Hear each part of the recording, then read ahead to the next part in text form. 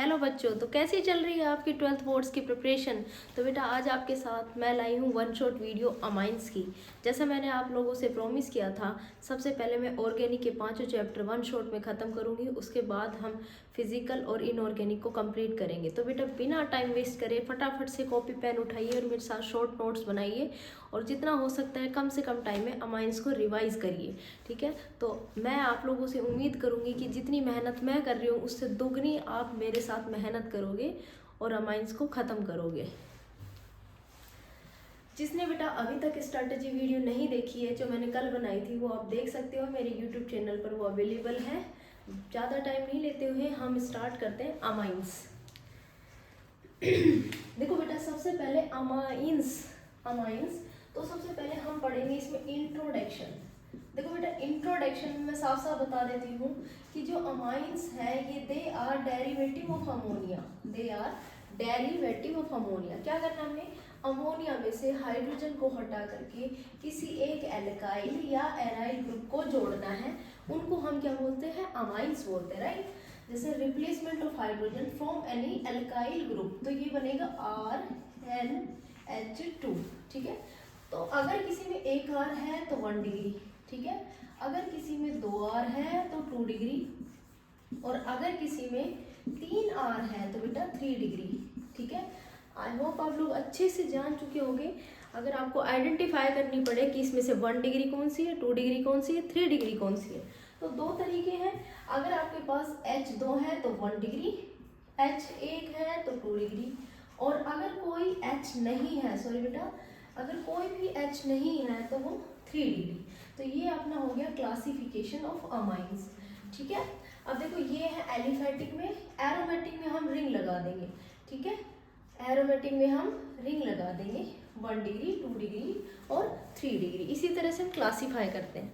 दूसरी बात बेटा आती है इंट्रोडक्शन में, आती है स्ट्रक्चर। या फिर मैं ये कह सकती हूँ जब भी हम कोई ग्रुप पढ़ते हैं, फंक्शनल ग्रुप पढ़ते हैं, तो उसके स्ट्रक्चर्स जो हम देखते हैं उसको हम स्टडी करते हैं।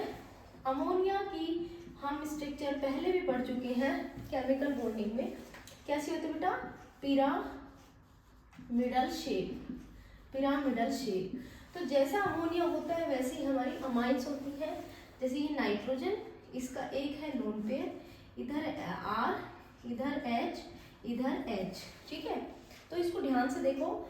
जब मैं इसका लोन पेयर कवर करूंगी तो सारे नीचे बॉन्ड दिखेंगे, जिससे मैं ये कह सकती हूँ कि एक तरह से पिरामिड बन रहा है। ठीक है बेटा, पिरामिड बन रहा है। ठीक है, 1 sigma, 2 sigma, 3 sigma and 1 lone pair. तो हाइब्रिडाइजेशन तो होगा इसका sp3। स्ट्रक्चर इसकी कैसी होगी, पिरामिडल। ठीक है, इसके पास ये क्या है, अनशेयर्ड या लोन पेयर इलेक्ट्रॉन्स, और ये क्या है, बॉन्ड पेयर्स। ओके बेटा, ये होगा इसकी स्ट्रक्चर। अब ज़्यादा टाइम वेस्ट नहीं करेंगे, अगला टॉपिक है बेटा अपना नोमेनक्लेचर। नोमेनक्लेचर जो मेन पॉइंट है नोमेनक्लेचर के, बस हम वही देखेंगे। नोमेनक्लेचर हम 2 तरीके से करते हैं, एक होता है कॉमन नेम और दूसरा होता है आयुपैक नेम, जिसको तुम IUPAC बोलते हो। ठीक है, अब देखो बेटा, हमें क्या करना है, अमाइंस का नाम लिखने के लिए कॉमन नेम और IUPAC नेम, इसमें हम वर्ड रूट जो तुम लिखते हो उसमें अमाइन को जोड़ दीजिए।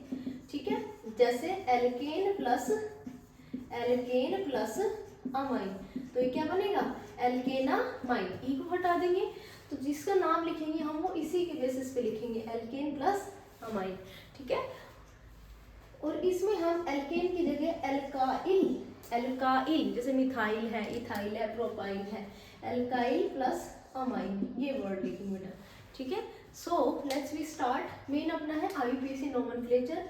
तो बेटा सबसे पहले हम करेंगे 1 डिग्री का नोमेनक्लेचर।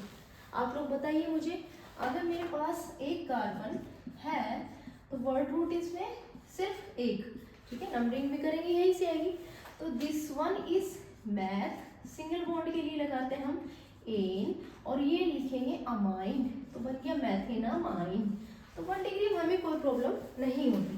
सपोज करो बेटा, अगर मैं यहाँ पर NH2 लगा दूँ तो जब तक हमारे नाइट्रोजन साथ 2 हाइड्रोजन है तो वो 1 डिग्री ही कंसिडर होगा। हाँ, उसकी पोजीशन अलग हो सकती है, तो हम इसको क्या लिखेंगे, हम 1 2 3 प्रोप। उसके देखो बेटा, सिंगल बॉन्ड ये प्रोप एन है, नीचे देखो इसकी पोजीशन क्या है, 2 पर है, टॉप इन टू अमाइन, ठीक है। सिर्फ मैंने पोजीशन मेंशन करी है और कुछ भी मैंने इसमें नहीं किया है। ये 1 डिग्री का नोमेनक्लेचर हो गया। लास्ट सेकेंडरी अमाइंस का नोमेनक्लेचर। सेकेंडरी का जब आप नोमेनक्लेचर लिखोगे तो बेटा हम लिखेंगे एल्केन अमाइन से पहले एन, एल्केन प्लस एल्केनामाइन। अंडरस्टैंड बेटा क्या मतलब? इसका मतलब ये है, सपोज करो बेटा अगर मैंने यहाँ पर लिखा NHCH3CH3, ठीक है, CH3 मतलब एक हाइड्रोजन की जगह मैंने CH3 यानी कोई एल्काइल ग्रुप प्लेस कर दिया। तो इसका नाम लिखते टाइम हम एक चेन, एक कार्बन को वर्ड रूट मान लेंगे, ठीक है। इसको तुम मेन कार्बन चेन मान लीजिए और इसको सब्स्टिट्यूट मान लीजिए। आईपीसी नोमेनक्लेचर में हम सबसे पहले सब्स्टिट्यूट का नाम लिखते हैं।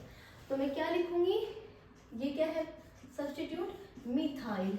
लेकिन ये मिथाइल जुड़ा किससे है, नाइट्रोजन से, तो इसका नाम हो जाएगा एन मिथाइल। कितने कार्बन, एक कार्बन, मिथेनामाइन, अंडरस्टैंड क्या बोलेंगे, एन मिथाइल मिथेनामाइन। अब इसको हम चेंज कर देते हैं, यहाँ पर मैं लिख देती हूँ C2H5। हमेशा ध्यान रखना नाइट्रोजन साथ जितने ज़्यादा कार्बन होंगे उसको हम लॉन्गेस्ट चेन कंसिडर करेंगे। तो अब मैं इसको सब्स्टिट्यूट मान लेती हूँ और इसको मेन वर्ड रूट मान लेती हूँ, ठीक है। सब्स्टिट्यूट कौन है इसमें सब्स्टिट्यूट है मिथाइल, तो मैं लिखूंगी एन मिथाइल। कार्बन कितने, 2 कार्बन, तो क्या लिखूंगी इथेनामाइन। बेटा मुझे ऐसा लगता है आप लोगों की समझ में आ रहा होगा अच्छे से, ठीक है। Next one is tertiary amines.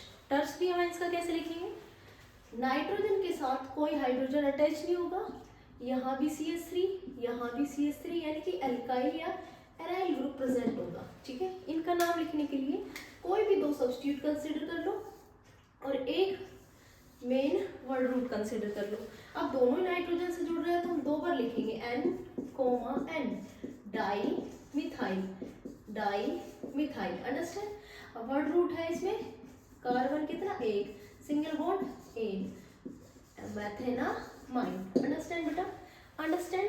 चलो एक और क्वेश्चन में प्रैक्टिस करा देती हूँ। यहाँ पर देखिए नाइट्रोजन के साथ इधर है C2H5, इधर है CH3 और इधर है CH3। इसका आप नाम सजेस्ट करो मुझे फटाफट।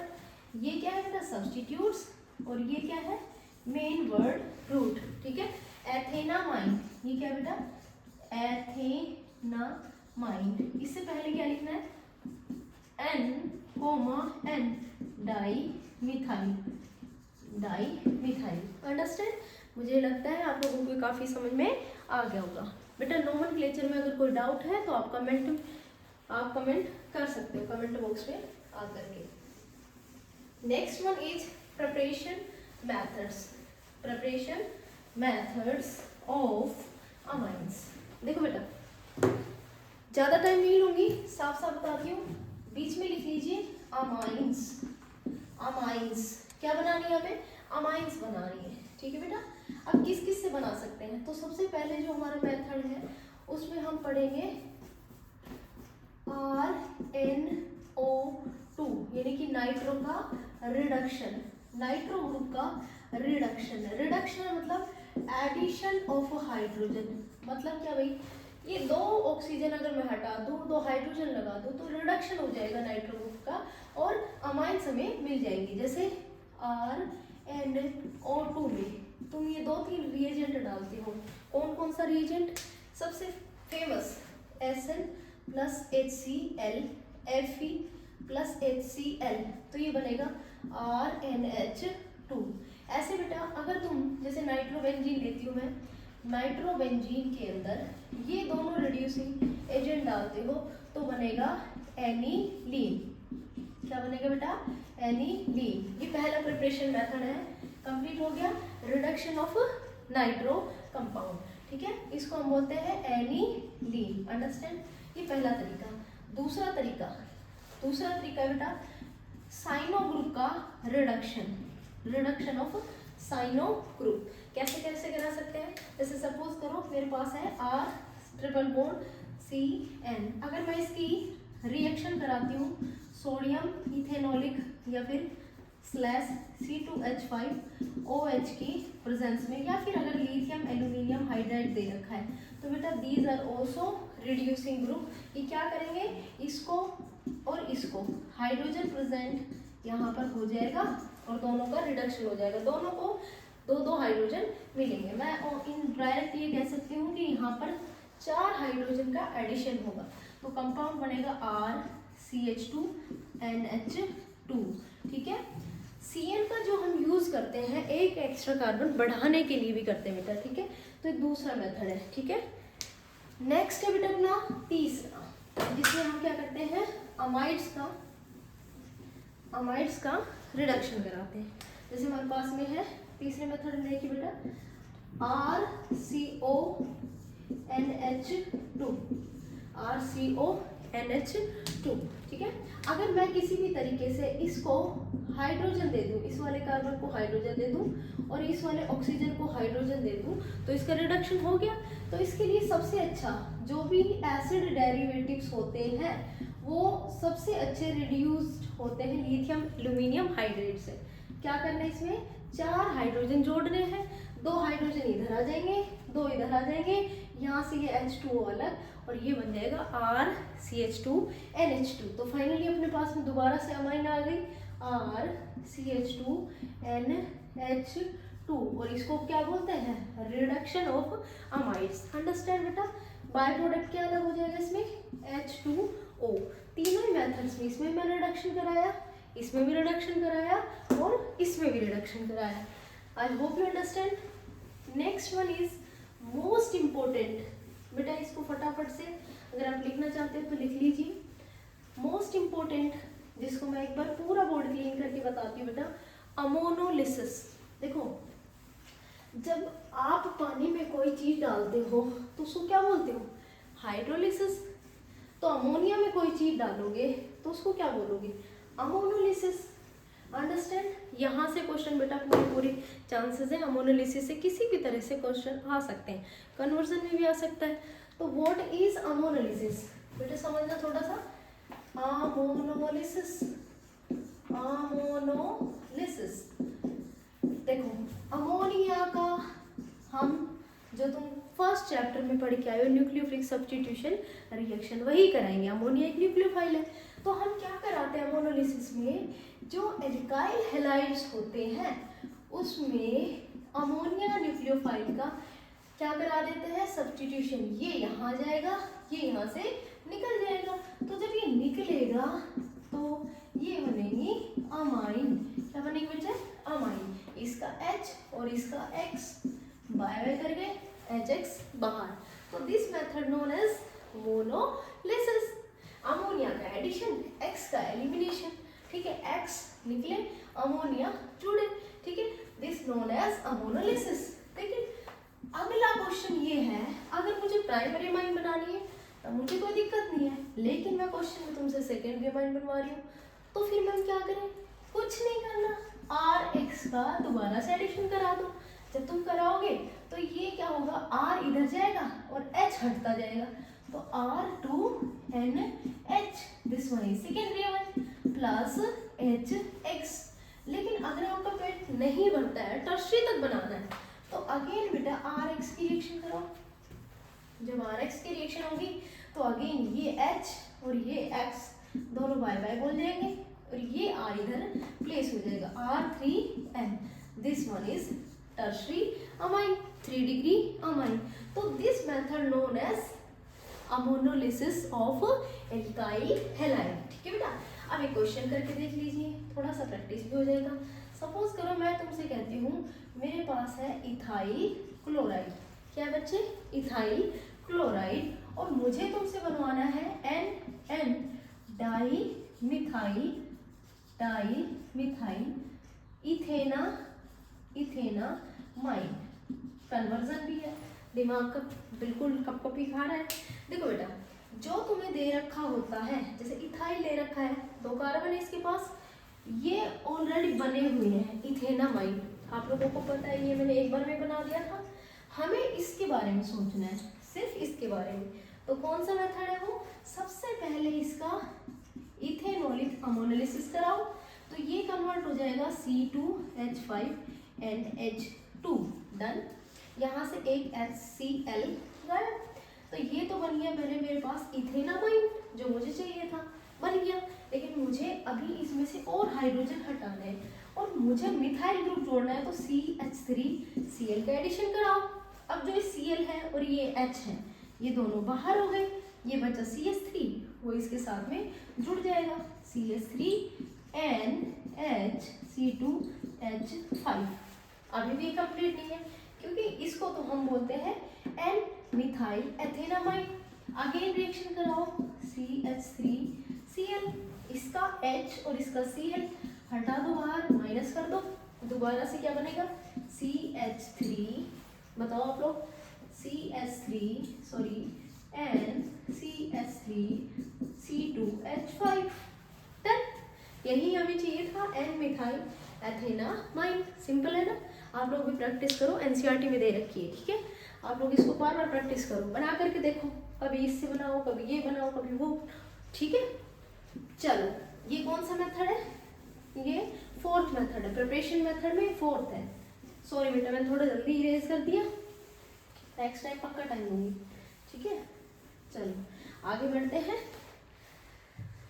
होफमान ब्रोमाइड डिग्रेडेशन, नेमिंग रिएक्शन भाई जो आ गई है ना, उसको तो छोड़ो मत। होफमान ब्रोमाइड डिग्रेडेशन रिएक्शन। अब डिग्रेडेशन का मतलब क्या है भाई? कोई भी चीज को डिग्रेड करना, समझ रहे हो ना? मतलब अगर किसी में, जैसे मैंने अमाइड लिया, रेस्पेक्टिव कोई भी अमाइन लिया है, ठीक है, अगर उसमें से एक कम कार्बन हो करके अमाइन जो मिलेगी वही डिग्रेडेशन है। अंडरस्टैंड? मैम इसकी पहचान क्या है? ये डायरेक्ट भी आ सकती है क्या? बिल्कुल आ सकती है बेटा। इसको पहचानने का एक ही तरीका है, जो भी रेस्पेक्टिव अमाइड दे रखी है उससे कम कार्बन की अमाइन बनेगी।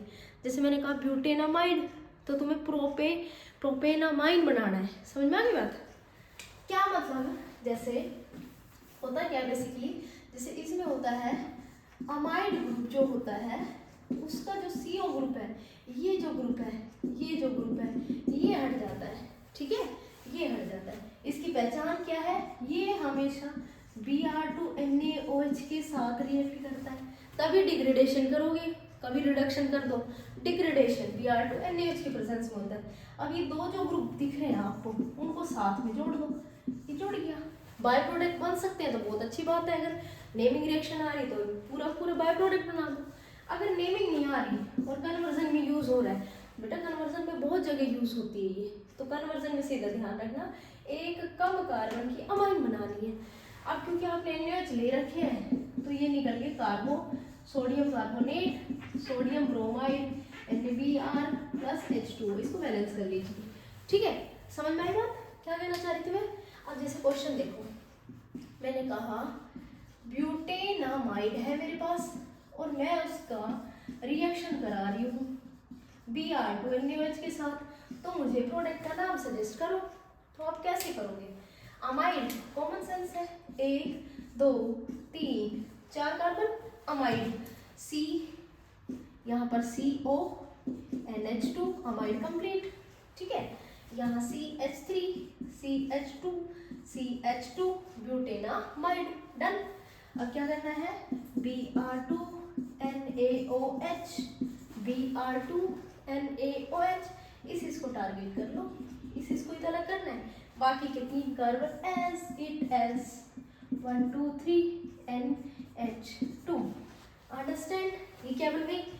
प्रोपेनामाइन। क्या बन गई? प्रोपेनामाइन। मेरे बच्चे आप लोग ये समझ पा रहे हो मैं क्या कहना चाह रही हूँ? समझ गए? Very good. चलो बहुत अच्छा लग रहा है, इसको एक बार नोट डाउन कर लीजिए बेटा, ठीक है? HBD नेमिंग रिएक्शन है बेटा, होफमान ब्रोमाइड डिग्रेडेशन, और बहुत सारे कन्वर्जन में भी यूज होती है। पहचान क्या है? Br2NaOH करेगा क्या? CO पर वर्क करेगा, CO गायब हो जाएगा, ठीक है? और ये स्टार्टिंग से इसके साथ जुड़ जाएगा। लिखो फटाफट। चलो नेक्स्ट है बेटा अपना Gabriel phthalimide synthesis. Again naming reaction आ गई, इरेज कर देती हूँ, इस बार तो परमिशन नहीं आप लोगों से।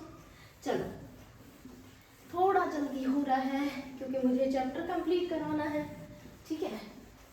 Gabriel phthalimide synthesis, Gabriel phthalimide synthesis, ठीक है, गैब्रियल थैलिमाइड सिंथेसिस। देखो बेटा, थैलिक एसिड जो बच्चा नहीं जानता है वो बता देती हूँ, ये होता है थैलिक एसिड, ठीक है, थैलिक एसिड, अंडरस्टैंड बेटा। अब आते हैं हम गैब्रियल थैलिमाइड सिंथेसिस क्या होता है। देखो बेटा, जो थैलेमाइड होता है उसकी स्ट्रक्चर होती है ये C double bond O, C double bond O N H, this is phthalimide. क्या है बेटा, ये थैलीमाइड है बेटा। ये 2021 में आई थिंक 2021 में ये आया है, नेविगेशन से सीधा क्वेश्चन पूछा है, तो इसके हर एक स्टेप को ध्यान रखना। अच्छा, एक चीज़ और बताना भूल गई थी मैं, जो होफमैन ब्रोमाइड डिग्रेडेशन है उसमें 1 डिग्री अमाइंस जो तुम्हारी एलिफेटिक 1 डिग्री अमाइंस बनती है, इसमें क्या होते हैं हमेशा 1 डिग्री एलिफेटिक अमाइंस प्रोडक्ट बनती है, एरोमेटिक नहीं बनती, ठीक है, समझ लो ये बात, सिर्फ एलिफेटिक अमाइंस बनती है। कई बार क्वेश्चन भी आता है, ठीक है, कौन सी बनती है, एलिफेटिक से। चलो अब क्या कराना है, इसकी रिएक्शन करा दो KOH के साथ, KOH के साथ रिएक्शन करा दी। सपोज करो बेटा मैं इसके पर पॉजिटिव, इस पर नेगेटिव, इस पर पॉजिटिव, इस पर नेगेटिव चार्ज लगा दूं, तो इसका H प्लस और इसका OH माइनस बाहर हो गए और K प्लस अटैक कर गया इसके साथ, थैलीमाइड के साथ, ठीक है। तो ये प्रोडक्ट बनेगा, इस तरह से बनेगा। देखो सामने नजर रखो बेटा बोर्ड पर, बोर्ड्स आ रहे हैं तो बोर्ड्स पे ही, बोर्ड पे नजर रखो। क्या बना, NK, ठीक है, NK, ये सॉल्ट तैयार हो गया। अब बेटा क्या कराना है, हल्के से RH का एडिशन करा दो, ठीक है। आप लोगों को दिख रहा होगा वहां पर, मैं यहाँ बना देती हूँ ताकि अच्छे से समझ में आ जाए, कभी साइड में नहीं चला जाए, ठीक है। क्या करना है, C double bond O, C double bond O N L R, कर लग गया, ठीक है। अब देखो बेटा, ये एल्काइल ग्रुप है, एल्काइल ग्रुप है, नाइट्रोजन से जुड़ रहा है, तो मैं इसको बोल सकती हूँ ना N alkyl phthalimide, N alkyl phthalimide बोल सकते हैं, क्यों नहीं बोल सकते, ठीक है। इसी का आगे फिर से NaOH के साथ रिएक्शन कराओ। जब तुम इसकी NaOH के साथ रिएक्शन कराओगे तो ये यहाँ से है ना, ये बॉन्ड तोड़ देना। चलो तोड़ दिया भाई, दो चीजें बनेंगी इसमें, एक तो बनेगा COONA, COONA, और दूसरी तरफ बनेगा RNH2। क्या बनेगा, RNH2। ये क्या है, 1 डिग्री एलिफेटिक अमाइन। क्या बेटा, 1 डिग्री एलिफेटिक अमाइन। अंडरस्टैंड, समझ में आई। क्या क्या प्रोसीजर करना है, पहले KOH डालना है, K लगाना है, फिर RH डालना है, K को हटा के R को प्लेस करना है, और उसके बाद में NaOH डालना है, R और N को अलग कर देना है, थैलेमाइड वाली स्ट्रक्चर को अलग कर देना, ठीक है बेटा। ये अपना बन गया प्रोडक्ट, ठीक है, this known as phthalimide reaction. आप लोगों को समझ में आई होगी, एक बार फटाफट से इसको नोट डाउन कर लीजिए, फिर उसके बाद में हम डिस्कस करेंगे फिजिकल प्रॉपर्टी ऑफ अमाइंस, ठीक है। चलो इरेज कर दूं, चलो बेटा स्क्रीनशॉट ले लेना अगर नहीं लिया तो। चलो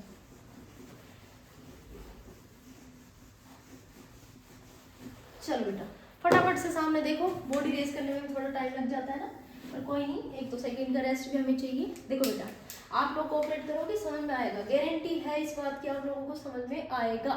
चलो देखो, फिजिकल प्रॉपर्टी में जो क्वेश्चंस बनते हैं वही बताएंगे, अब फालतू चीज बताने का टाइम नहीं है। फिजिकल प्रॉपर्टी में 2 क्वेश्चन बन सकते हैं, कौन कौन सा मैम, एक तो भैया सोल्युबिलिटी का, किसका बनेगा, सोल्युबिलिटी का, और दूसरा भैया मेल्टिंग पॉइंट या फिर बॉइलिंग पॉइंट का। अब दोनों ही इंटररिलेट हैं, ठीक है, एक दूसरे से थोड़ा इंटरेक्ट करते हैं। अब देखो बेटा, सोल्युबिलिटी समझ में आ जाएगी तो ये भी समझ में आ जाएगा। जिंदगी में कभी भी सोल्युबिलिटी ध्यान में आए तो ये समझ लो ये वाटर की सोल्युबिलिटी पूछ रहा है, और वाटर में भाई साहब होते हैं हाइड्रोजन बॉन्ड। अब अगर किसी बंदे को तुम्हें पसंद करना है, मतलब तुम्हारा दोस्त है, तो अपने जैसे नेचर का ही पसंद करते हो, तो पोलर पोलर को पसंद करता है, नॉन पोलर नॉन पोलर को। अब पानी तो ठहरा पोलर, हाइड्रोजन बॉन्ड है इसमें, अगर दूसरा बंदा भी पोलर हुआ यानी कि उसमें भी हाइड्रोजन बॉन्ड है, सपोज करो हाइड्रोजन बॉन्ड है तो सॉल्युबल है, कोई सोचने वाली बात ही नहीं है। तो मैं ये कह सकती हूँ कि जितना हाइड्रोजन बॉन्ड बनेगा उतनी सॉल्युबिलिटी ज़्यादा होगी। और ये मैं तुम्हें दिखाऊंगी कि 1 डिग्री में सबसे ज़्यादा, फिर 2 डिग्री में और फिर 3 डिग्री में बनते हैं हाइड्रोजन बॉन्ड। प्रूव करते हैं इस बात को। देखो स्ट्रक्चर बना ली, इसके पास 2 हाइड्रोजन है। अब 2 हाइड्रोजन है तो ये कितने मॉलिक्यूल्स, वाटर के मॉलिक्यूल कितने होंगे इसके आसपास, भाई कम से कम 2 तो होंगे। भाई इस हाइड्रोजन के पास ये लो हाइड्रोजन बॉन्ड बना दिया, एक मॉलिक्यूल और ये दूसरा मॉलिक्यूल, तो बन गए ना 2 हाइड्रोजन बॉन्ड। अब दूसरे में देखो, ये लो R H, ठीक है। अब इसकी गैदरिंग कितने वाटर मॉलिक्यूल्स है, सिर्फ एक से, और तीसरे वाले के पास तो कुछ है ही नहीं। तो यहाँ से कंफर्म हो गया कि solubility directly proportional to hydrogen bond, और हाइड्रोजन बॉन्ड 1 2 3, ठीक है। Solubility clear. Next one is melting point. Melting point के 2 क्वेश्चन आते हैं, एक तो होता है डायरेक्ट, मतलब सिर्फ अमाइंस में कंपेयर कराएगा, और दूसरा होता है कोई दूसरी चीज़ दे करके कराए। भैया आप लोगों को अच्छे से पता है कि जिंदगी में जैसे किसी का वेट बढ़ेगा, ठीक है, वेट बढ़ेगा तो उसका मेल्टिंग पॉइंट भी ज़्यादा होगा। तो मास इंक्रीज मतलब कार्बन की चेन इंक्रीज, ब्रांचिंग के इनवर्सली, मास के डायरेक्टली। अब बात आती है जहाँ क्वेश्चन की बात आती है कि भैया एल्कोहल्स, जैसे मान लो इथेनॉल ही दे दिया और एक दे दिया इथेनामाइन, इन दोनों में कंपेयर करेंगे तो किसका ज़्यादा होगा बॉइलिंग पॉइंट। तो बेटा OH का बॉइलिंग पॉइंट NH2 से ज़्यादा होता है, यानी कि alcohols greater than amine, greater than amine. ये क्वेश्चन याद रख लेना, एल्कोहल्स का जो होगा वो ज़्यादा होगा अमाइन से। अंडरस्टैंड, फिजिकल प्रॉपर्टी खत्म। चलो आगे बढ़ते हैं बेटा, देख लीजिए इस बार मैंने बोर्ड को 2 पार्ट में डिवाइड कर दिया ताकि मैं इरेज ना करूँ, मेरी बहुत ज़्यादा आदत है सी फटाफट से इरेज करने की, इस बार नहीं करूँगी। चलो next one is chemical property, chemical properties. देखो बेटा किसी भी चीज़ को आपने एक्सप्लेन करना है तो नेचर का पता होना चाहिए कि भाई किस तरह के रिएक्शंस दिखाएगा। देखो electrophilic addition, electrophilic substitution, nucleophilic substitution, ये रिएक्शन कैसे पता चलती हैं, नेचर से पता चलती है, ठीक है। तो सबसे पहले तो हम ये कंफर्म करेंगे कि अगर अमाइंस हम पढ़ रहे हैं तो उसका नेचर देखते हैं वो एसिडिक है या बेसिक है। अच्छा, किसी भी बेसिक स्ट्रेंथ को जज करना है तो एसिड डाल के देख लो, अगर न्यूट्रलाइजेशन रिएक्शन हो रही है तो बेसिक है। अंडरस्टैंड। तो देखो बेटा यहाँ पर मैं छोटा सा गेम खेलूंगी, एसिड बेस रिएक्शन किसके साथ, अमाइंस के साथ। बहुत इंपॉर्टेंट है, कई बार पूछ लेते हैं बेटा। मेन मैं जो बोलना चाह रही हूँ अभी उस पर थोड़ा फोकस करना। सपोज करो मैंने तुम्हें यहाँ पर क्या दिया बेटा, RNH2, ठीक है, इसमें डालना है तुमने थोड़ा सा एसिड H+, ठीक है, एसिड बेस रिएक्शन। तो H+ क्या करता है, H+ क्या करता है, बेस के साथ जुड़ जाता है, ये बन गया RNH3 पॉजिटिव, ठीक है। अब मैं इसमें डालती हूँ बेस, एसिड बेस रिएक्शन इसीलिए बोलते हैं। अब जो बेस होता है वो H+ को पसंद करता है, तो अगर H+ यहाँ से निकलेगा तो H2 बाहर हो जाएगा और दोबारा से हमें क्या मिलेगा, जो हमारा मेन रिएक्टेंट था वही मिलेगा। तो ना कई बार क्वेश्चन घुमा के भी पूछ लेते हैं कि what happen when methenamine react with acid base, दोनों के साथ जब रिएक्ट करता है तो क्या होता है। या फिर कहीं भी पूछ लेते हैं right the name of product of methenamine acid base reaction. बेटा जहाँ से शुरू किया वहीं पर ख़त्म करना, वही होगा जब जो हमेशा रिएक्टेंट होगा। अंडरस्टैंड। जैसे अगर मैं इसमें CH3 कर देती हूँ, यहाँ पर भी CH3 रहेगा। तो ये थोड़ा माइंड गेम खेलते हैं, ठीक है। अब आते हैं जो मेन चीज़ है भाई, देखो जब भी किसी के पास लोन पेयर होता है उसको हम बेसिकली लुईस बेस बोलते हैं। घुमा फिरा के क्या बात करनी, जब किसी के पास डोनर है, लोन पेयर प्रेजेंट है तो उसको लुईस बेस बोलते हैं। अब हमें तो सीधा क्वेश्चंस को करना है। बेसिक स्ट्रेंथ को Kb से डिनोट करते हैं, ये भी पता है। और बेसिक स्ट्रेंथ मतलब किस पर डिपेंड करती है, कंसंट्रेशन ऑफ OH- पर। जैसे acidic strength directly proportional to concentration of H+ ion, ठीक है। एंड हम अच्छे से जानते हैं कि pH इनवर्सली प्रोपोर्शनल टू होती है H+ आयन के, उसी तरह से POH इनवर्सली प्रोपोर्शनल टू होगी कंसंट्रेशन ऑफ OH- के। ऐसा मैं क्यों बोल रही हूँ, क्योंकि आपको जो गिवन वैल्यूज मिलेंगी वो pOH की मिलेंगी, और फिर उसी का एसिडिक बेसिक इंक्रीजिंग और डिक्रीजिंग ऑर्डर पूछेंगे। इसका यूज कैसे करना है वो हम आपको बताते हैं, ठीक है बेटा। ये वाला कर लीजिए, मैं इसको इरेज कर देती हूँ। आगे बढ़ते हैं, इसके ऊपर आपका एक क्वेश्चन पक्का है, बेसिक स्ट्रेंथ के ऊपर क्वेश्चन पक्का है, इसलिए मेरे बच्चों फटाफट से इधर देखो, 5 चीजें याद रखो, कभी गलत नहीं होगा। देखो, सबसे पहला पॉइंट होता है, वैसे तो मैं डायरेक्ट ऑर्डर में लिखवा सकती थी, पर मैं सोच रही 2-4 मिनट और ले लेते हैं। अमोनिया वर्सेस एनिलीन, पहले तो हम इसकी दौड़ को देखेंगे ताकि हमें 1 to 3 डिग्री में कोई दिक्कत बाद में ना हो। बेसिक स्ट्रेंथ में सबसे पहले पढ़ते हैं हम अमोनिया और एनिलीन। साफ साफ बात बता देती हूँ, जो भी बात बताने की है। यहाँ बैठा है H+, ये अटैक करना चाहता है इस नाइट्रोजन पर। नाइट्रोजन पर जितना नेगेटिव चार्ज यानी कि लोन पेयर की अवेलेबिलिटी जितनी देर तक रहेगी H+ आयन को उतना ही अच्छा अट्रैक्ट करेगा। समझ में आई बात, क्या कहना चाह रही हूँ? लोन पेयर जितनी देर तक रहेगा उतना ही अच्छा H+ अटैक करेगा, और उतना ही इसका कॉन्जुगेटेड एसिड बनेगा, है ना। कॉन्जुगेटेड एसिड बनेगा अच्छा, तो उसकी बेसिक स्ट्रेंथ भी अच्छी होगी, ये बात क्लियर रखना। अब भैया नाइट्रोजन पास लोन पेयर है, हम सब जानते हैं। अगर इसने इसको ग्रहण कर लिया, एक्सेप्ट कर लिया, तो क्या बन गया NH4+ कॉन्जुगेटेड एसिड बन गया। अब बात आती है एनिलीन की, तो यहाँ पर चक्कर खा जाता है। H+ तो वेट कर रहा है कि भाई तू कब मुझे यहाँ पर अटैक करने का मौका देगा।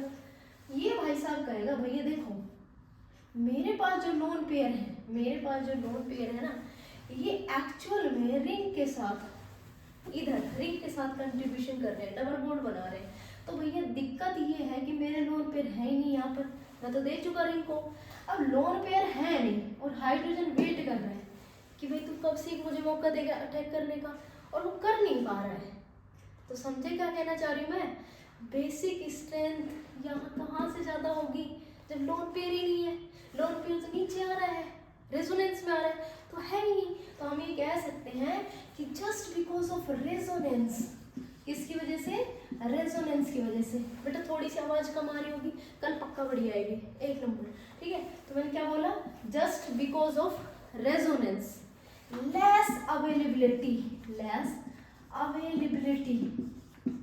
of lone pair, anilines are less basic than ammonia.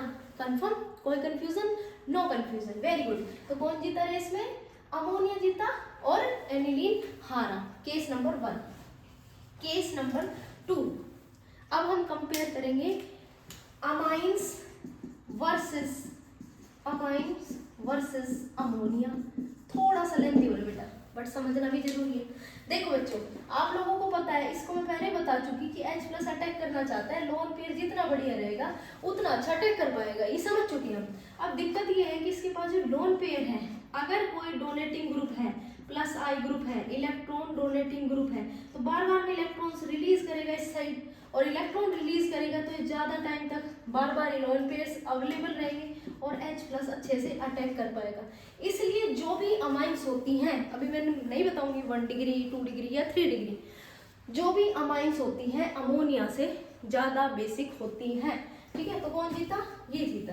Case number 3, अगर मैंने तुम्हें दे दिया गैस फेज, अगर ये वर्ड दिया मैंने गैस फेज, तो कौन सी चीज ध्यान रखनी है?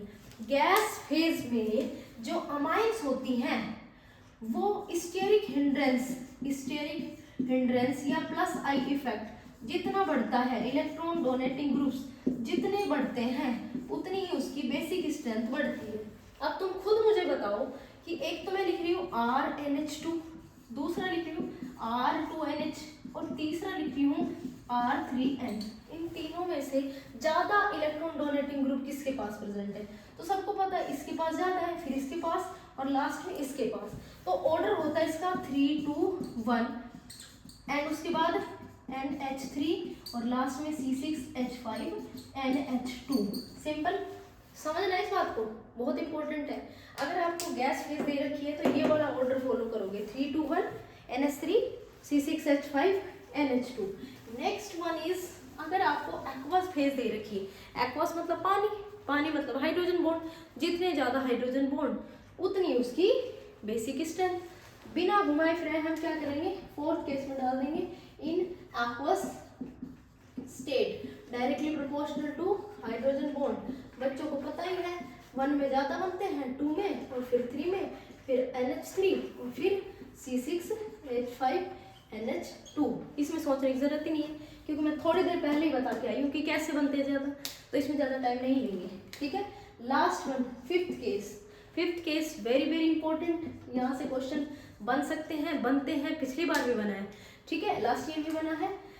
अगर आपको गिवन है R और R दो तरह के, या तो CH3 या C2H5, ध्यान से देखना बेटा। अगर आपको R गिवन है, जैसे इसमें देखिए CH3 whole thrice N CH3 whole twice NH, अभी इसका छोड़ देते हैं, CH3 NH2। अगर ऐसे एल्काइल ग्रुप तीनों में सेम है, अगर उनमें इनमें हो सकता है डिफरेंट भी हो, बट अगर तुम्हें दिख रहा है कि R सब में सेम है तो बेटा एक्सेप्शन लगता है, और ये NCERT में गिवन है, तो सबका बाप होता है। ठीक है, 2 को आगे रखिए। अब रेस होगी 3 और 1 में, कौन आगे जाएगा भैया? अगर आपके पास लोवेस्ट यानी कि लो नंबर के कार्बन है तो 1 को रेस में जिता दो और 3 को पीछे कर दो। और अगर R तुम्हारे पास C2H5 है तो ऑर्डर थोड़ा चेंज हो जाएगा। उसमें क्या होगा मैडम, 2 तो उसमें भी वहाँ पे रहेगा, लेकिन उसमें कार्बन बढ़ गए। कार्बन 1 होता है तो 1 को आगे रखो, लेकिन 2 है तो 3 को आगे रखो, 1 को पीछे। बेटा बहुत इंपॉर्टेंट केस है, यहाँ से क्वेश्चन आएगा। उसमें क्या हो सकता है, उसमें ये C2H5 हो जाएगा, बस जहाँ मैंने CH3 लिखा है उसमें C2H5 हो जाएगा। NCERT में लिखा हुआ है, नोट डाउन कर लेना। डेफिनेटली इसमें घुमा फिरा करके क्वेश्चन पूछ सकते हैं, बेसिक स्ट्रेंथ से क्वेश्चन आएगा ही आएगा। तो चारों पांचों केस जो बन सकते थे वो मैंने बता दिए। ठीक है, अब बात आती है बेटा, अगर सपोज करो, ये तो सारे वो हैं जो मैंने अभी एलिफेटिक, मोस्टली एलिफेटिक बताए। अगर एरोमेटिक की बात करें, केस नंबर 6, एरोमेटिक अमाइंस में अगर तुम इलेक्ट्रॉन डोनेटिंग ग्रुप बढ़ाते हो तो बेसिक स्ट्रेंथ बढ़ती है, और विड्रॉइंग ग्रुप बढ़ाते हो तो बेसिक स्ट्रेंथ घटती है। इस बात को ध्यान रखना। ठीक है, तो जैसे मैं एक बात करती हूँ, एक तो मेरे पास में CH3NH2, एक तो ये है, और दूसरा मेरे पास नॉर्मल एनिलीन है NH2, और तीसरी मेरे पास में ये है NH2NO2। फटाफट से इसमें जज करो कौन सा विड्रॉइंग है कौन सा डोनेटिंग, और मुझे बताओ। ठीक है, आंसर आ गया। ये प्लस आई शो कर रहे हैं, ये माइनस आई, ये इलेक्ट्रॉन रिलीज कर रहे हैं, ये इलेक्ट्रॉन विड्रॉ कर रहा है। तो इसमें ऑर्डर क्या होगा, सबसे ज्यादा होगी इसकी, ए की, फिर बी की, फिर सी की। आई होप यू अंडरस्टैंड बेटा, समझ में आई ना? मुझे पूरी उम्मीद है बेटा आप लोग मेरा नाम रोशन जरूर करोगे। ठीक है, जरूर करो बेटा। चलो इरेज कर दूं, लिख लिया। चलो आगे बढ़ते हैं बेटा। Last one, chemical properties. Chemical properties of amines. देखो केमिकल प्रॉपर्टीज में सीधी बात करते हैं हम, असाइलेशन। असाइलेशन क्या होता है? असाइलेशन हम दोनों का कर सकते हैं, एलिफेटिक 1 डिग्री 2 डिग्री अमाइंस और एरोमेटिक, दोनों का असाइलेशन कर सकते हैं। क्या होता है असाइलेशन, बताते हैं। सपोज करो जैसे मैंने कहा कि मेरे पास में है CH3 होल ट्वाइस NH, और उसकी मुझे एसिटिक एनहाइड्राइड के साथ रिएक्शन करानी है, CH3 CO CO CH3, किसके प्रेजेंस में? पिरिडीन, एक स्ट्रॉन्ग बेस के प्रेजेंस में। तो होता क्या है, शॉर्टकट बताती हूँ आपको। बिल्कुल बेस का काम ही क्या है, H को खाना, वो निगाह इस पर रखेगा, मतलब हाइड्रोजन जाएगा, 100% जाएगा। ठीक है, आप लोगों को पता है, ठीक है, इसमें से अगर मैं इसको ब्रेक करूंगी तो इस पर नेगेटिव और इस पर पॉजिटिव आने के चांसेस हैं। अब मुझे क्या कराना है, अगर H गया तो और नेगेटिव चार्ज बढ़ा, इसका अटैक इस पे करा करके इसको जोड़ना है, बस क्लियरली। और ये जो दिख रहा है ना ये H, इसके साथ विदा करना है बस। अब देखो क्या करना है, CH3 whole twice N single bond CO CH3 plus CH3 COOH, इसको बोलते हैं असाइलेशन। मतलब जिसमें मैं ये ग्रुप जोड़ दूंगी ना इसको बोलते हैं असाइलेशन। ठीक है बेटा, क्या बोलते हैं इसको, acylation. Understand, I hope you understand. ठीक है, आप लोगों को समझ में आया होगा। अब देखो दूसरे में, अगर सपोज करो मेरे पास एनिलीन है NH2 और इसका मैं असाइलेशन करा रही हूँ एसिटिक एनहाइड्राइड की प्रेजेंस में, C6H5N स्ट्रॉन्ग बेस डाला है प्रीडिन। तो अब क्या कराना है मुझे, वही काम COCH3 को जोड़ना है, लेकिन मेरे पास 2 हाइड्रोजन है तो एक हाइड्रोजन गायब करना है और दूसरे को इधर ही रखना है। देखो ध्यान से देखो कैसे बनाएंगे, सबसे पहले बेंजीन बनाई, उसके बाद में लिखा N, एक H रखो इधर की साइड ताकि कंफ्यूजन ना हो, और दूसरी तरफ लिखो COCH3 एसिटिनिलाइड। क्या बोलते हैं इसको, एसिटिनिलाइड। अंडरस्टैंड बेटा, ये होता है असाइलेशन ऑफ अमाइंस। दोनों बता दिया, एक एक केस, एक एलिफेटिक में और एक एरोमेटिक में। आगे बढ़ते हैं फटाफट से, जो रिएक्शंस हैं उनको कंटिन्यू करते हैं और जहां क्वेश्चन बनता है वो मैं बता दूंगी। ठीक है बेटा, चलो अब मोस्ट इंपॉर्टेंट अमाइंस पढ़े और ये नहीं आए, ऐसा हो ही नहीं सकता। आप लोग मुझे बताओ फटाफट से, मैं कौन सा टेस्ट की बात कर रही हूँ। मैडम आपने तो लिख ही दिया, आइसोसाइनाइड टेस्ट। कौन सा, आइसोसाइनाइड टेस्ट।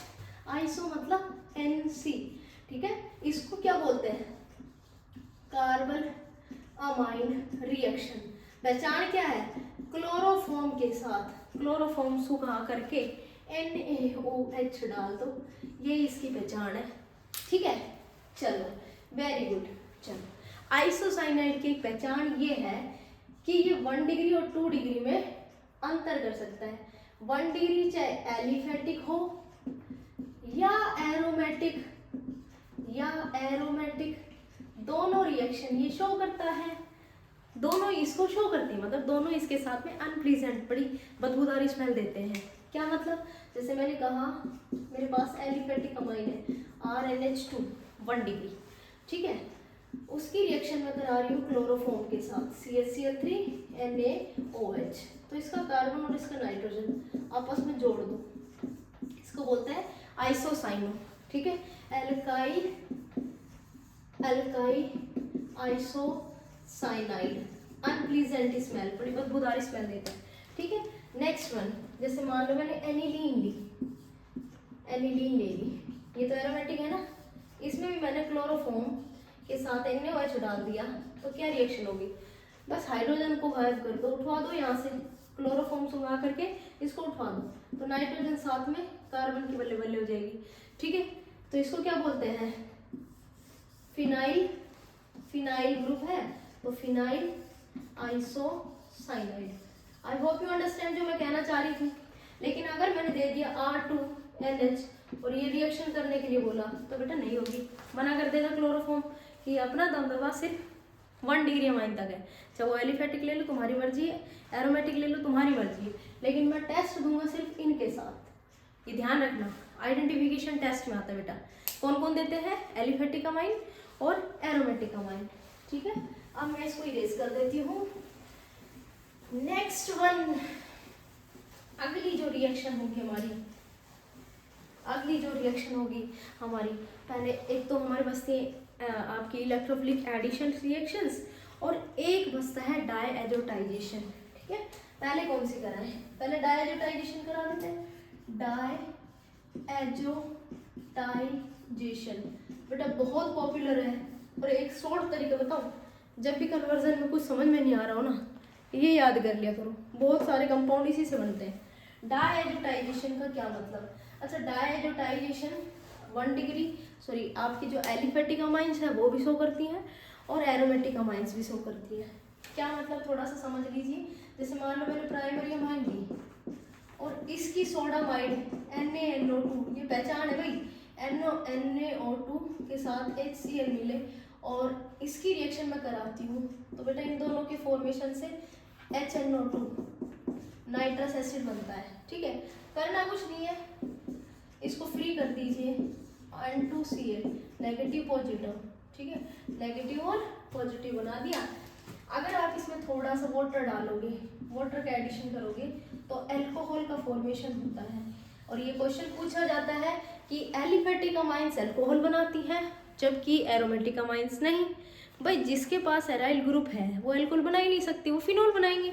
कॉमन सेंस की बात है, रिएक्शन करके दिखा दो कि हमारे पास एल्काइल ग्रुप है ही नहीं उसमें। ठीक है बेटा, अब देखते हैं दूसरी है बेटा एनिलीन्स। एनिलीन्स में क्या होता है, यहाँ पर रिंग होती है नीचे की तरफ, एरिन रिंग होती है। किसके साथ रिएक्शन करा रहे हो, HNO2। कितने टेम्परेचर पर, 0 से 5 डिग्री सेल्सियस, बहुत लो टेम्परेचर होता है। इसको देखते ही या इसको देखते ही दिमाग में घंटी बजनी चाहिए कि इसको रिप्लेस करना है। ठीक है, इसको रिप्लेस करो, डायएजोनियम क्लोराइड, बेंजीन डायजोनियम क्लोराइड बना दो बस। अब इसी से बहुत सारी रिएक्शंस होती हैं। बेंजीन डायएजोनियम क्लोराइड बन गया।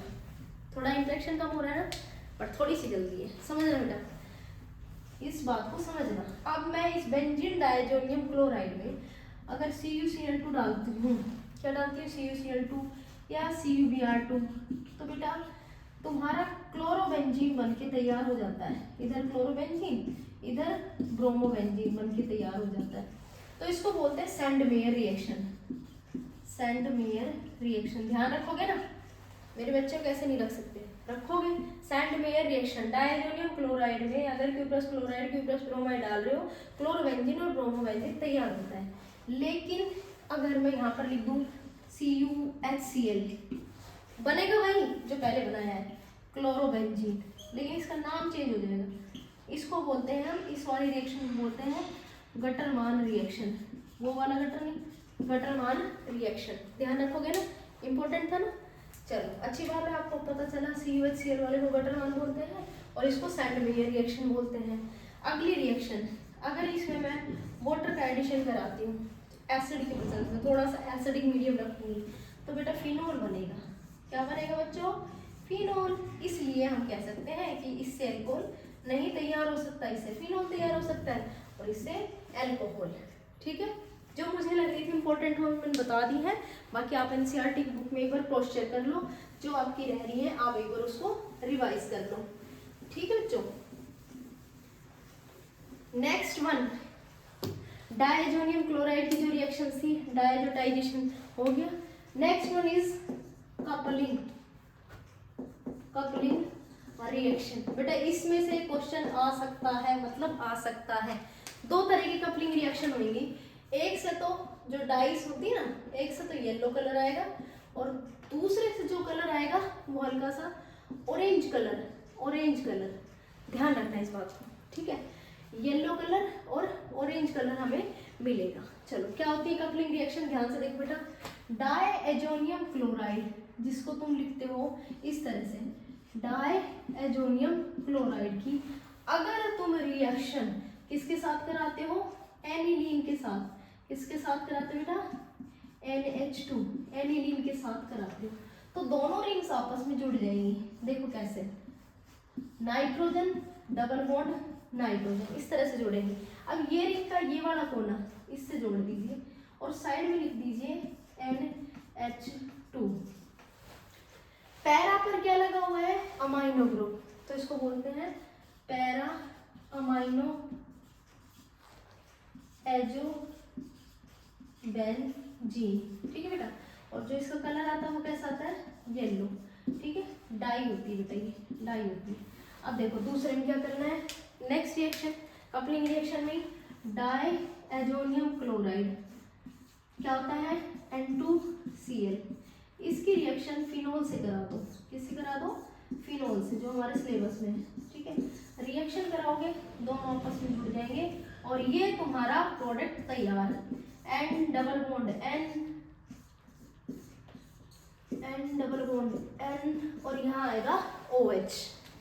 बताओ ना, बताओ फटाफट से, क्या लगा हुआ है इधर, para hydroxy azobenzene, colour orange, कैसा आएगा, ऑरेंज कलर आएगा। तो this one is coupling reaction. देख लो मैंने फटाफट से करवाई है, ऐसे तुम याद करनी एक एक रिएक्शन, बिना टाइम वेस्ट करे आप लोगों को एक एक रिएक्शन क्लैरिफाई करके बिल्कुल शुरू से लास्ट तक एक एक चीज आपको क्लियर करिए, ठीक है। तो आप लोगों को भी मेरे साथ बिल्कुल इसी तरह से बेटा मेहनत करनी है। लास्ट बचती है 5 मिनट दीजिए, फिर खत्म हो जाएगी, फिर आप आराम से रेस्ट करना 5-10 मिनट और फिर दोबारा से पढ़ना।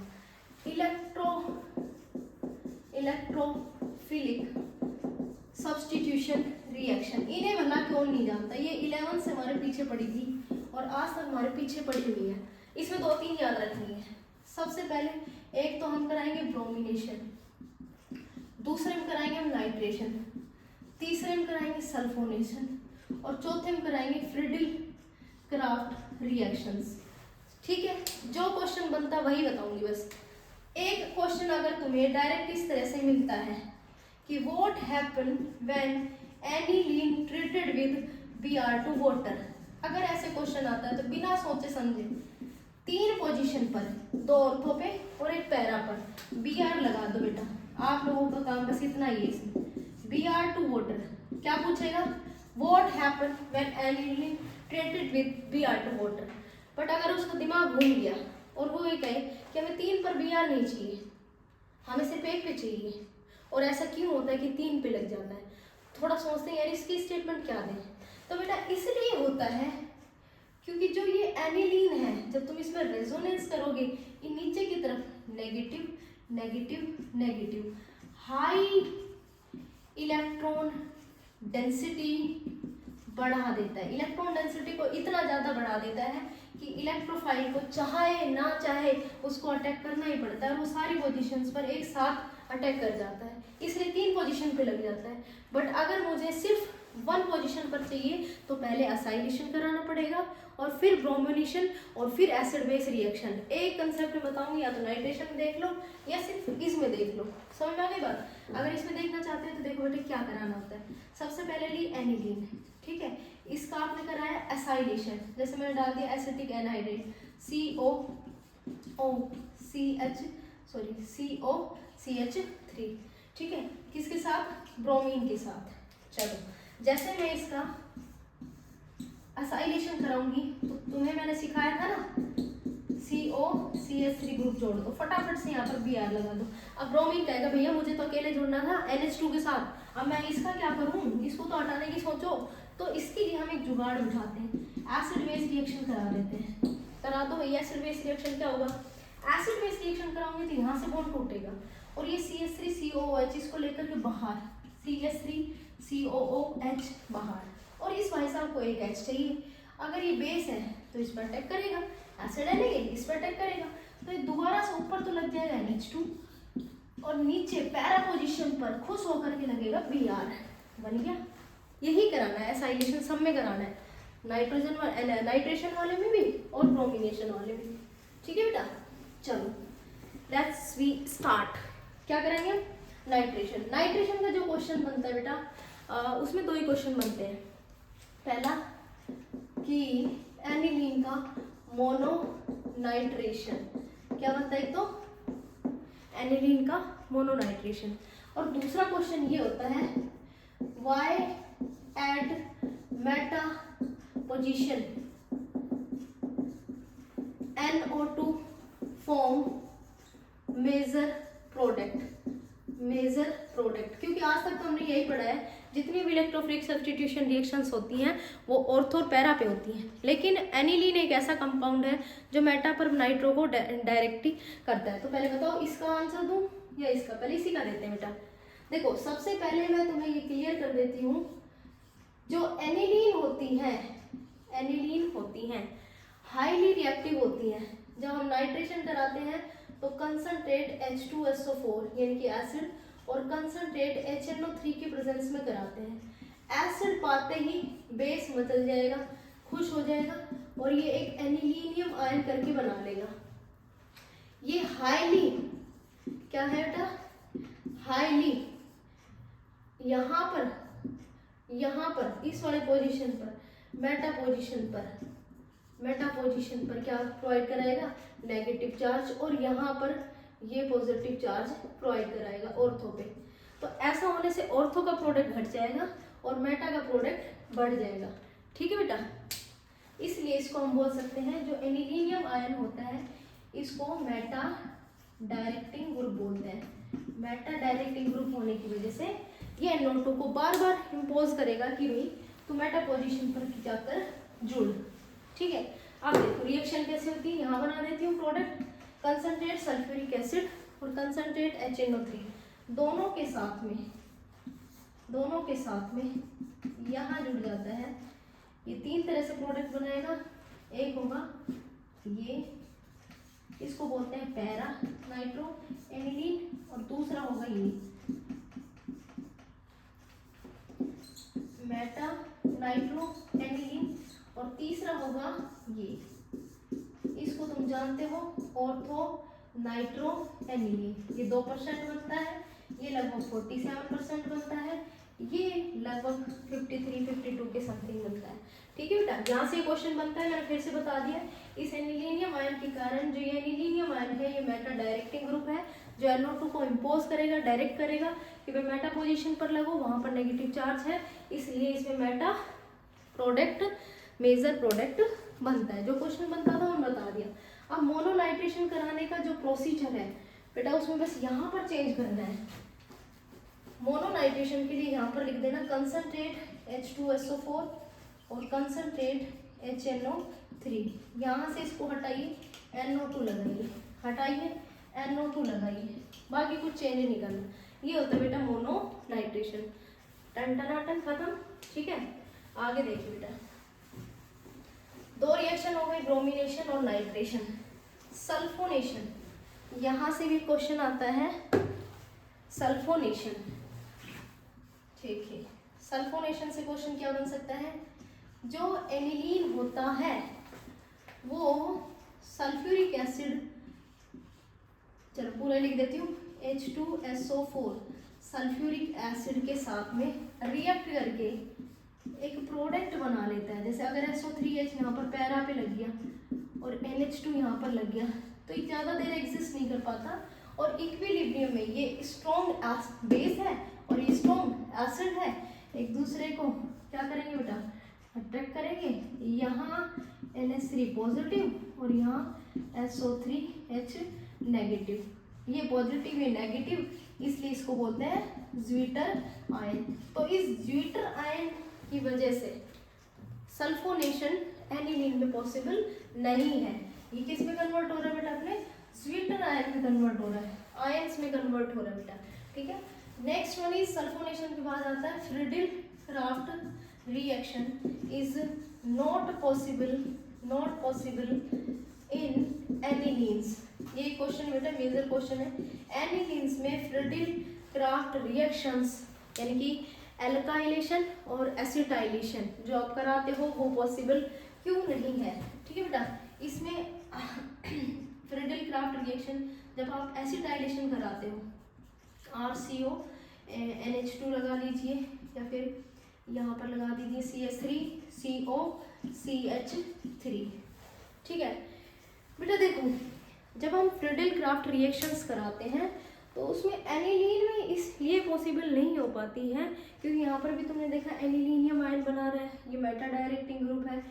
लुईस एसिड के साथ जो लुईस एसिड एनाइड्राइड AlCl3 हम फ्रीडिल क्राफ्ट रिएक्शन में डालते हैं वो एनिलीन के NH2 ग्रुप के साथ में रिएक्ट कर जाता है, और जहाँ उसको जुड़ना चाहिए किसको, जब हम एल्काइलेशन करा रहे हैं तो इसका ध्यान रखना पड़ेगा, एसिटाइलेशन करा रहे हैं तो इसका ध्यान रखना पड़ेगा, ये ऑर्थो पैरा पर नहीं जुड़ पाएगा। तो वैसे इसका आंसर इतना सही करना है आपको, because of aniline is a Lewis base and anhydride AlCl3 is a strong acid, they react to each other और फॉर्मेशन कर लेते हैं इस तरह के कंपाउंड का। देख लीजिए, ये एनिलीन रिएक्शन कर रहा है एनहाइड्राइड AlCl3 के साथ, जो AlCl3 है इस बेस के साथ जुड़ेगा तो इस तरह का कंपाउंड बनेगा NH2 AlCl3 माइनस और प्लस। तो इसके फॉर्मेशन की वजह से फ्रीडिल क्राफ्ट रिएक्शंस एनिलीन में पॉसिबल नहीं है। ठीक है, एनिलीन में पॉसिबल नहीं है। ठीक है बेटा, इसको फटाफट से लिखिए। लास्ट रिएक्शन हमारी बचती है और वो टेस्ट है हिंसबर्ग टेस्ट। ठीक है बेटा, हिंसबर्ग टेस्ट, आइडेंटिफिकेशन टेस्ट को हम भूल ही नहीं सकते। ठीक है, हिंसबर्ग टेस्ट, हिंसबर्ग टेस्ट पूरा 1 घंटा होने वाला है बेटा। ठीक है, 1 घंटे मैंने माइंस करा दिया है, आप भी उतना ही प्यार देना जितना मैं आप लोगों के लिए कर रही हूँ। मुझे उम्मीद है मेरे बच्चे बहुत अच्छा करेंगे। हिंसबर्ग टेस्ट देखो बेटा, ये आइडेंटिफिकेशन टेस्ट है 1 डिग्री, 2 डिग्री और 3 डिग्री अमाइंस में, बहुत इंपॉर्टेंट है बेटा। 3 डिग्री कोई रिएक्शन नहीं देती, अगर 1 डिग्री देंगी तो वो सॉल्यूबल होंगी, किस में होंगी, एल्कली बेस यानी कि KOH वगैरह में सॉल्यूबल होंगी। और अगर 2 डिग्री अमाइंस होंगी तो वो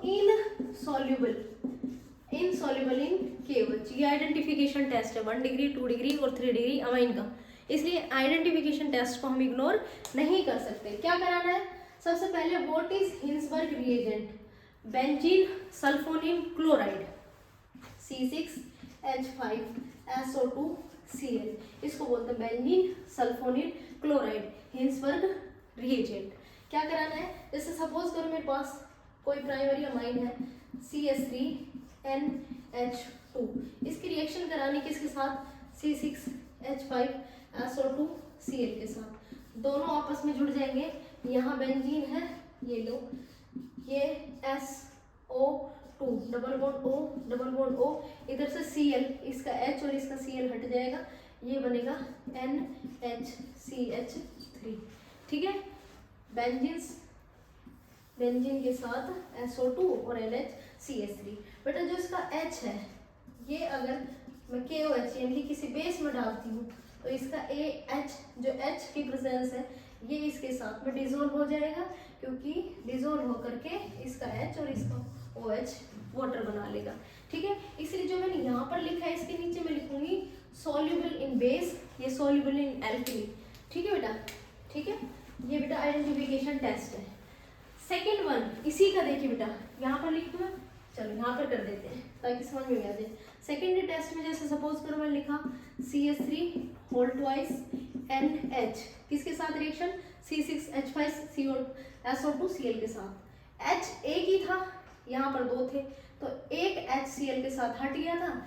यहाँ पर आपने क्या करना है, उस H को गायब करना है, S डबल बॉन्ड O, इधर N, इधर लास्ट वन इज क्या बच रहा है मेरे पास, CH3 नाइट्रोजन नहीं है, इसलिए कैसा ही है, इनसॉल्युबल इन बेस या इनसॉल्युबल इन एल्कली। समझ में आ गया बेटा, ये दूसरा सेकेंडरी का है ये टेस्ट और ये प्राइमरी का है। टर्शरी कोई रिएक्शन शो नहीं करेगी क्योंकि उसके पास कोई फ्री हाइड्रोजन है ही नहीं, इसलिए बेटा हिंसबर्ग रिएक्शन जो हिंसबर्ग रिएजेंट है ये आइडेंटिफिकेशन टेस्ट देता है 1 डिग्री, 2 डिग्री और 3 डिग्री अमाइंस के बीच में। बेटा मुझे पूरी उम्मीद है आपको ये लेक्चर पसंद आया होगा। अगर बेटा पसंद आया है, 1% भी पसंद आया है और आपकी सही में हेल्प हुई है तो मुझे कमेंट करके बताओगे। मुझे बहुत अच्छा लगा आप लोगों को ये पढ़ा करके और आप लोगों के साथ ऐसे ही मैं कंटिन्यू करूँगी। I hope you like it. Thank you so much.